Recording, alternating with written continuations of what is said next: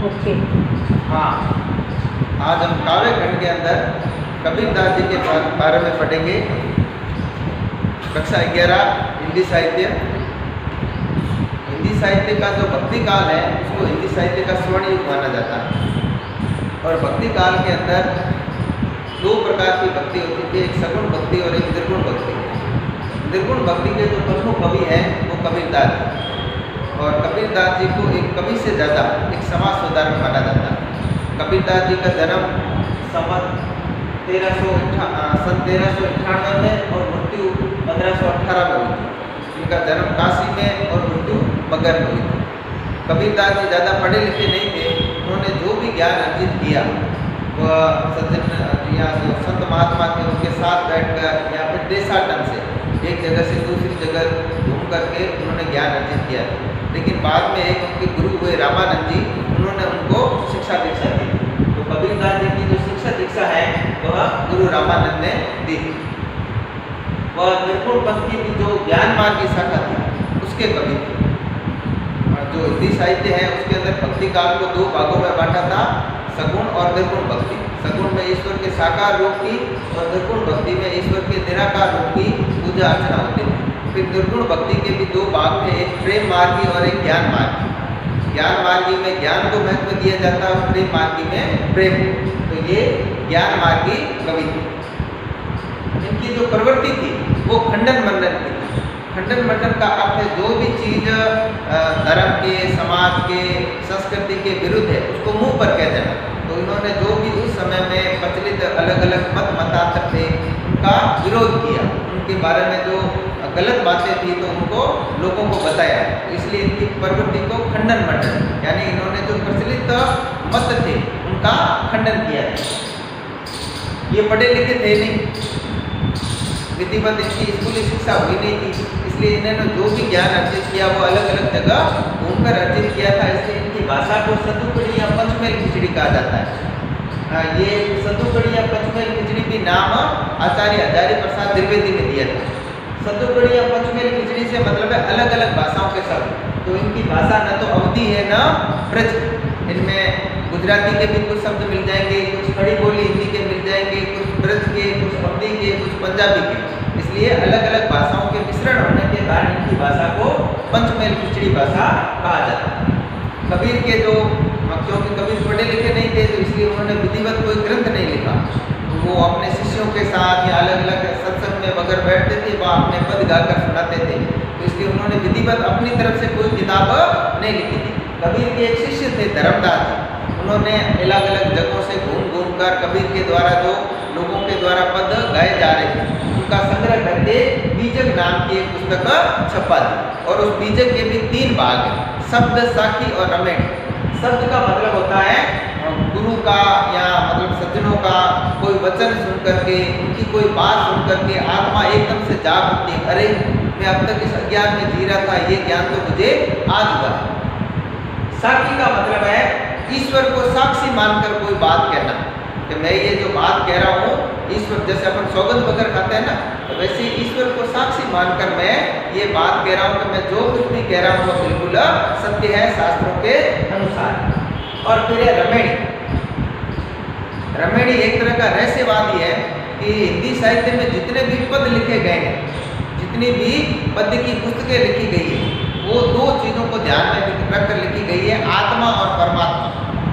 तो इसमें रमेणी में क्या होता था कि कई बार जो भक्त होता था, जो संत होता था, वह कई जन्मों से ईश्वर की तपस्या कर रहा होता है, प्रार्थना कर रहा होता है, उसको याद कर रहा होता है, लेकिन फिर भी उसको ईश्वर की प्राप्ति नहीं हो पाती थी। तो वह अपने आप को आत्मा और ईश्वर को परमात्मा, यानी वो अपने आप को एक तरह का मतलब आत्मा एक तरह का दुल्हन का रूप और परमात्मा है वो एक तरह से दूल्हे का रूप, यानी अपने आप को परमात्मा की पत्नी मान करके और उसके वियोग में जो पद लिखते थे उनको रमेणी कहा जाता है। कबीर जो है वह कबीर से ज़्यादा एक समाज सुधारक थे। कबीर को अपने युग का क्रांति दर्शक, क्रांति दृष्टा कहा जाता है, क्योंकि उन्होंने उस समय जो समाज में प्रचलित बुराइयाँ थी, जो बाह्य आडंबर थे, जो भेदभाव, छुआछूत, ऊंच नीच की भावना थी, उसका खुल करके विरोध किया था। कबीरदास ने प्रत्येक धर्म के अंदर जो बुराइयाँ थी उसका भी खुल करके विरोध किया था, इसलिए उनको क्रांति दृष्टा कहा जाता है। आपका जो पहला पाठ है कबीरदास, उसके अंदर 2 ही पद।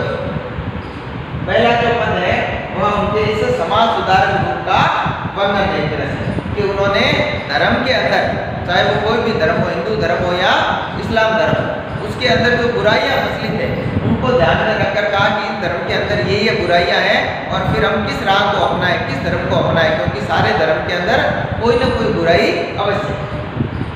सबसे पहले लिखा है अरे ये 2 राह न पाई, यानी इन दोनों ने, यानी न हिंदुओं ने न मुसलमानों ने, दोनों ने सही रास्ता है वो प्राप्त नहीं किया। हिंदू करे अपनी बड़ाई गागर छुअन दे, हिंदू अपने आप को श्रेष्ठ बताते हैं, अपनी बड़ाई करते हैं, बड़ाई का मतलब प्रशंसा से, और या दोनों का मतलब हिंदू और मुसलमान दोनों से। गागर का अर्थ है मटकी या घड़ा। हिंदू जो है वो अपनी प्रशंसा करते हैं, अपने धर्म को हर तरह से श्रेष्ठ बताते हैं, लेकिन यदि वही कोई दूसरी जात का व्यक्ति, जिन्हें हम हिंदू धर्म के अनुसार छोटी जात का मानते हैं, वो अगर अपनी मटकी है या कोई पात्र है उसको छू दे तो हम उसको छूने नहीं देते, करे तो फला जाता है। तो अपने धर्म को श्रेष्ठ बताते हैं, लेकिन अपने धर्म के लोगों को ही अपना घड़ा या मटकी वगैरह छूने नहीं देते। वेश्या के पान तक सोए, लेकिन वही व्यक्ति जो दूसरों को पानी नहीं पीने दे रहा है, अपने बर्तन छूने नहीं दे रहा है, और वेश्या का मतलब वेश्या या गणिका, गणिका जहाँ जो राज परिवार वगैरह के लोग होते थे वह मतलब वेश्याओं के पास जाते थे, उनका गाना वगैरह सुनते थे, वहाँ शराब पीते थे, ठीक है ना, फिर अशुद्ध होकर बेसुद्ध होकर उन्हीं के चरणों में गिर जाते। तो वेश्या के पान तक सो गए, लेकिन वही व्यक्ति जो अपने आप को दूसरे व्यक्ति को तो घड़ा छूने नहीं दे रहा है, श्रेष्ठ बता रहा है, लेकिन वेश्या के पैरों के अंदर जाकर बेसुद्ध होकर पड़ा रहता है। ये देखो हिंदू धर्म की कैसी श्रेष्ठता है कि वो अपने धर्म के भाई मतलब अपने समान व्यक्ति को तो बर्तन छूने नहीं दे रहा है, लेकिन जो नीच कर्म कर रही है उसके पैरों में जाकर सो रहा है। तो मैं हिंदू धर्म को कैसे श्रेष्ठ मान। मुसलमान के पीर बोलिया, वैसे पीर का मतलब संत, मौलवी, फकीर वगैरह वो होता है, ठीक है ना, और ये सादा जीवन जीते हैं, इनको स्वादिष्ट खाने से, अच्छा पहनने से, धन दौलत से कोई ज़्यादा मतलब नहीं होता है। तो मुसलमानों के जो धर्मगुरु है वो मतलब अच्छाई की बातें करते हैं, सच्चाई की बातें करते हैं, लेकिन क्या करते हैं, मुर्गा मुर्गी खाए, लेकिन शाम को वो मांस का भक्षण करते हैं। लोगों को सादा जीवन जीने का उपदेश दे रहे हैं, लेकिन स्वयं मांस का भक्षण कर रहे हैं। खाला तेरी बेटी ब्याह, खाला का मतलब होता है मौसी, माँ की बहन, ठीक है ना, लेकिन मुसलमानों के अंदर एक रिवाज है कि अपनी मौसी की बेटी से वो शादी कर सकते हैं।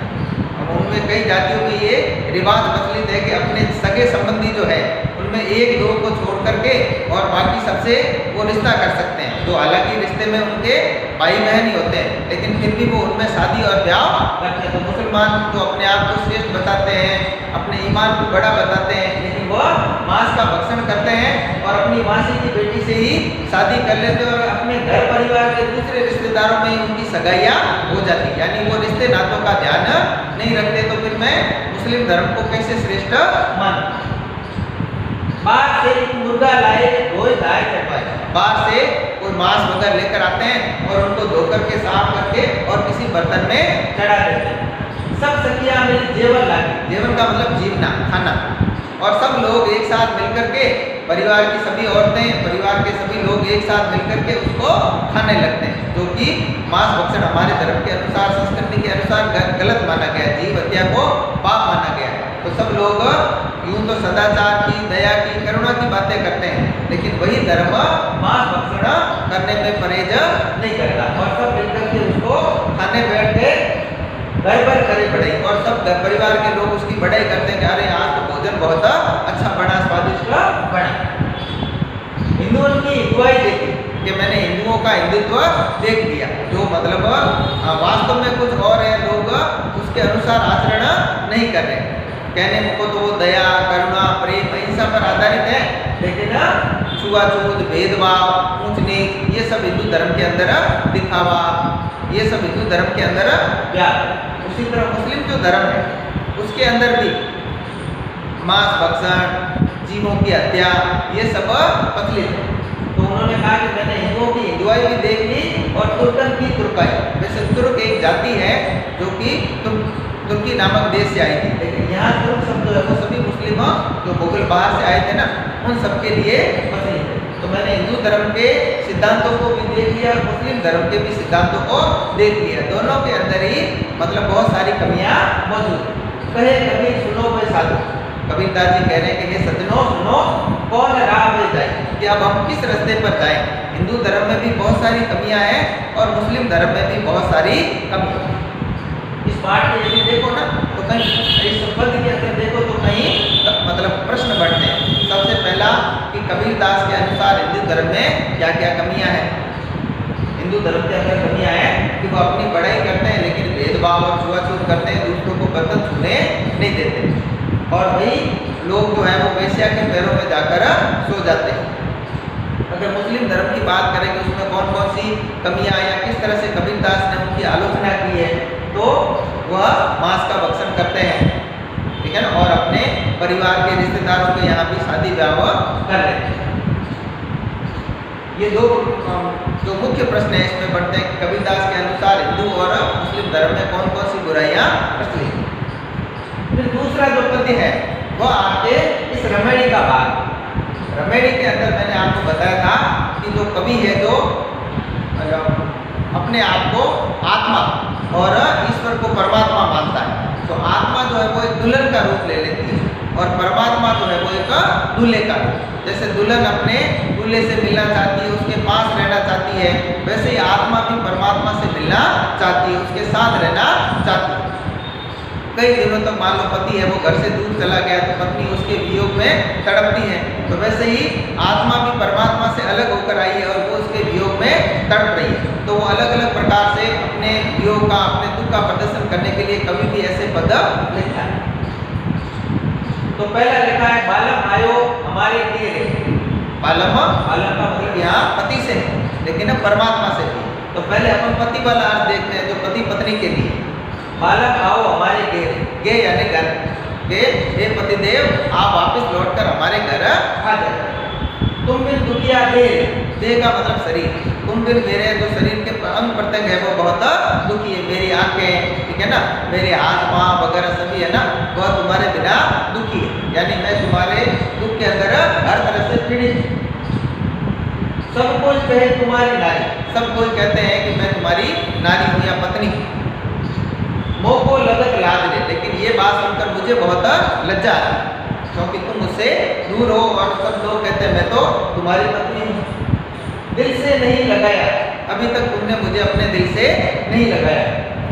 तब लग कैसा स्नेह, तब तक हमारे बीच में स्नेह या प्रेम कैसे पनप सकता है कि मैं यहाँ हूँ और तुम वहाँ हो। तुमने मुझे अपने गले नहीं लगाया, तब तक हमारे बीच स्नेह कैसे पैदा हो सकता है।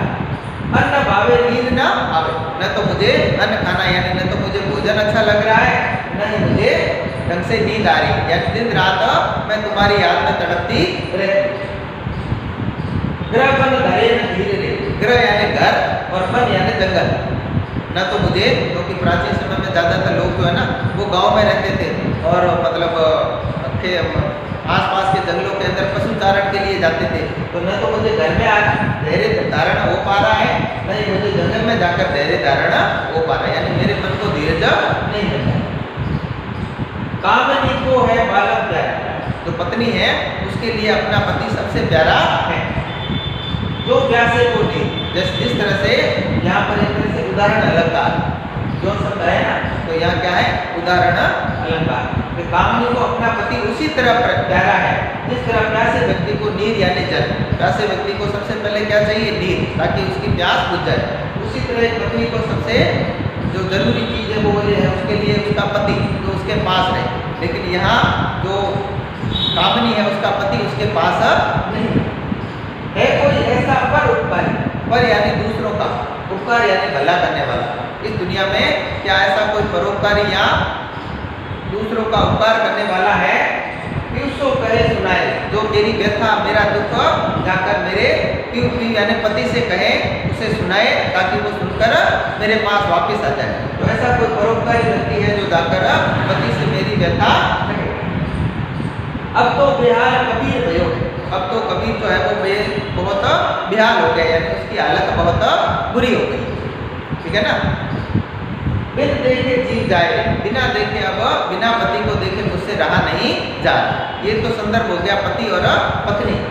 अब यदि इसी को आत्मा और परमात्मा के रूप में लिया जाए तो जो आत्मा है वो परमात्मा से कह रही है कि बालक आओ हमारे घेर, कि हे परमात्मा कभी मेरे घर भी पधारे, तुम बिन दुखिया दे रहे, इस संसार रूपी सागर के अंदर तुम्हारे बिना मैं बहुत दुखी हूँ, तुम्हारी कृपा के बिना, तुम्हारे दर्शन के बिना मेरा जीवन बड़ा दुखी है। सब कोई कहे तुम्हारी नारी, सब कोई कह रहे हैं, सब कोई कह रहा है कि मैं आत्मा उसी परमात्मा का अंश हूँ। और ये सुनकर मुझे बहुत लज्जा आती है कि लोग कहते तो हैं कि मैं परमात्मा का ही अंश हूँ, लेकिन अभी तक परमात्मा से मेरा मिलन नहीं हुआ है, परमात्मा की कृपा मुझको प्राप्त नहीं हुई है, इसलिए मुझे बहुत लज्जा आती है। अन्न भावे दिल से नहीं लगाया, अभी तक मुझे तुमने अपने सीने से नहीं लगाया, मुझे अपनी कृपा का पात्र नहीं बनाया, तब लग कैसा स्नेह, तब तक मैं कैसे मानूं कि तुम्हारी कृपा मुझ पर हो गई है, तुम्हारे मन में मेरे लिए स्नेह। अन्न भावे नींद ना आवे, इसी बात को सोच सोच कर न तो मुझे भोजन अच्छा लग रहा है, नहीं मुझे नींद आ रही। ग्रह घरे न धीरे रे, इसलिए न तो घर में नहीं जंगल में मेरा मन है उसको धैर्य धारण हो रहा। कामनी को है बालक प्यारा, जो प्यासे को नींद, एक आत्मा को अपना परमात्मा मेरे लिए, मेरा जो आराध्य है वो मेरे लिए सब उसी तरह सबसे प्यारा है जैसे प्यासे व्यक्ति के लिए नींद, प्यासे व्यक्ति को नींद की आवश्यकता होती है, वैसे मुझ आत्मा को तुम परमात्मा की आवश्यकता है। कोई ऐसा पर उपकार है, कोई ऐसा गुरु संत महात्मा जो दूसरों का भला करने की इच्छा रखता है, उसको कहे सुनाए, वो परमात्मा से जाकर मुझको मिला दे, या मुझको ऐसी कोई युक्ति या रास्ता बता दे जिससे मेरा मिलन है वो परमात्मा से हो जाए, यानी मेरी आत्मा को मुक्ति की प्राप्ति हो जाए। अब तो बिहार कबीर भयो, कई सालों तक जब संत मुनि महात्मा ईश्वर को याद करते हैं, उसकी तपस्या करते हैं, लेकिन फिर भी जब उनको ईश्वर की प्राप्ति नहीं हो पाती तो वो बड़े बेचैन और बेहाल हो जाते हैं। तो कबीर दास जी भी कहते हैं कि इतने साल हो गए मैंने ईश्वर को याद किया, ईश्वर की भक्ति की, लेकिन उसकी कृपा की अभी तक मुझको प्राप्ति नहीं हुई, इसलिए अब मैं बेहाल हो गया। बिन देखे दिल जाए, बिना ईश्वर की प्राप्ति के अब मेरा दिल बैठा जा रहा है, क्या मुझे इस जन्म में ईश्वर की प्राप्ति होगी या नहीं। आपके जो परीक्षा के अंदर प्रश्न आएंगे तो इनमें से ऐसे कोई भी एक पद आ सकता है, और उसके अंदर सबसे पहले आपको लिखना होता है प्रसंग, कि ये जो पद है वो किस पाठ से, किस लेखक से आया हो। तो ये दोनों जो पद है वो कबीर वाणी से लिए गए हैं, जो कबीर द्वारा लिखे। फिर आपको थोड़ा सा वर्णन करना होता है, इसमें धर्म के आधार पर जो भेदभाव या धर्म के आधार पर जो बुराइयां प्रचलित है कबीर ने उन पर व्यंग किया है, और इसमें कबीर ने आत्मा और परमात्मा के मिलन की बात कही है। तो आत्मा जो है वो परमात्मा से मिला बिना किस तरह से बेचैन रही है उसका वर्णन किया। इस तरह से तो इनका क्या हो गया प्रसंग। फिर इसकी जब व्याख्या करनी होती है तो एक एक लाइन की व्याख्या करनी है, और व्याख्या के अंदर आपको सबसे विशेष बात का जो ध्यान रखना है, एक बार इसको पढ़िए, फिर उन कठिन शब्दों को अंडरलाइन कीजिए जो आपको समझ में नहीं आते या जो आपने पहले पढ़े। जैसे इसमें अगर आप देखें ना तो राह का मतलब रास्ता, गागर सुर का मतलब सुना, आप देख सकते हो वेश्या, वीर बोलिया, ये भी कुछ ज्यादा कठिन नहीं है, खाला,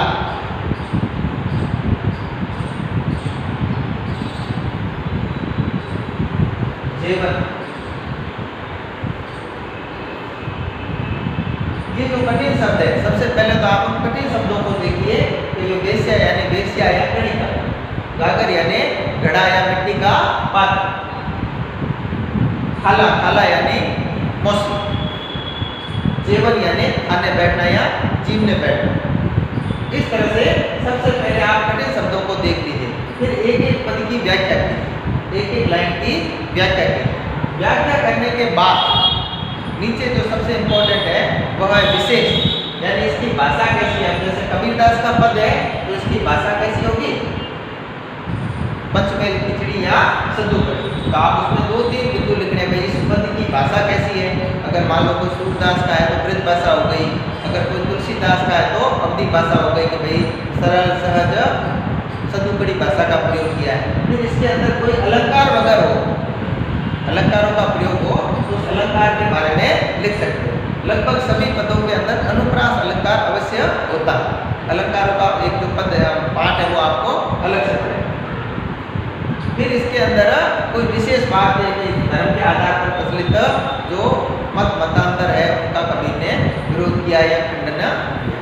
इसी तरह दूसरा जो है, इसकी भाषा लिखनी है, फिर इसके अंदर कोई अलंकार वगैरह है तो वो लिखना, और इस मूल बात को लेकर यह पाठ लिखा गया है, ठीक है ना, उसको लेकर 2-3 लाइनें उसमें लिखनी होगी।